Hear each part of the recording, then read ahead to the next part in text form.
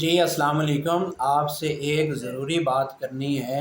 اس سے پہلے میری طرف سے تمام دوست احباب مسلمان بہن بھائیوں کو عید مبارک ہو۔ ضروری بات یہ ہے کہ بات سوچنے والی ہے کہ عید الاضحیٰ ہر سال آتی ہے اور آتی رہے گی۔ کیا آپ نے کبھی اس بات پہ غور کیا ہے کہ عید الاضحیٰ کیوں آتی ہے؟ کیا صرف عید اس چیز کا نام ہے کہ ہم نے قربانی کی، بکرا ذبح کر دیا، ایک تہوار منایا تو دن گزر گیا؟ نہیں، بلکہ عید ایک نظریے کا نام ہے۔ اگر آپ غور کریں اس بات پہ، توجہ کریں تو ہم کو ملے گا کہ عید اس چیز کا نام ہے کہ ہم نے اپنی انا کو قربان کرنا ہے، اپنے حسد کو قربان کرنا ہے، پرانی دشمنیوں کو قربان کرنا ہے۔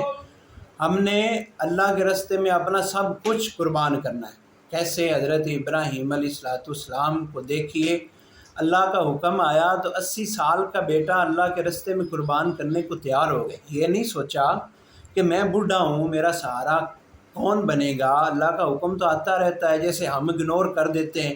اگنور بھی تو کر سکتے تھے نا، انسان تھے، جیسے ہم اگنور کر دیتے ہیں۔ نہیں، بلکہ فوری لبیک کہا۔ اور ایک اور چیز، جب اللہ کا حکم آ جائے تو پھر اسباب نہیں دیکھے جاتے، پھر یہ نہیں سوچا جاتا کہ میں اپنے بچے کو، بیوی کو فلاں جگہ پہ چھوڑوں گا تو وہاں تو کوئی چیز بھی نہیں ہے۔ حضرت ابراہیم علیہ السلام نے اپنے بیٹے کو چھوڑا، اللہ کے حکم سے بیت اللہ بنا۔ یہ بھی ہمارے لیے سبق ہے۔ اور ایک اور چیز ہے، عید الاضحیٰ، یہ ذوالحجہ کا مہینہ، ذوالحج ہمارے لیے ایک سبق یہ دیتی ہے کہ ہم نے آپس کے اختلاف ختم کرنے۔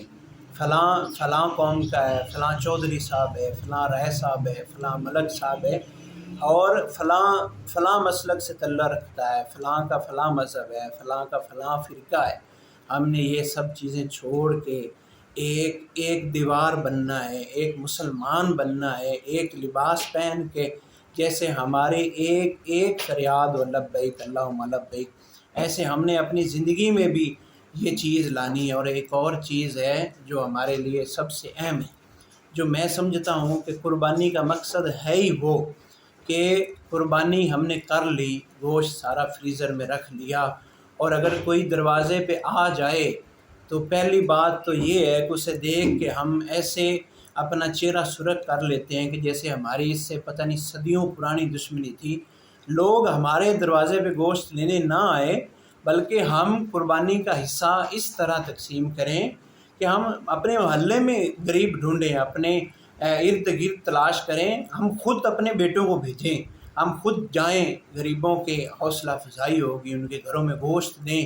سفید پوش جو لوگ ہوتے ہیں، میں نے دیکھا ہے واللہ، ہاتھوں میں شاپر پکڑے ہوئے دروازے پہ دستک دی، آگے سے آواز آئی کہ ہم نے تقسیم کر دیا۔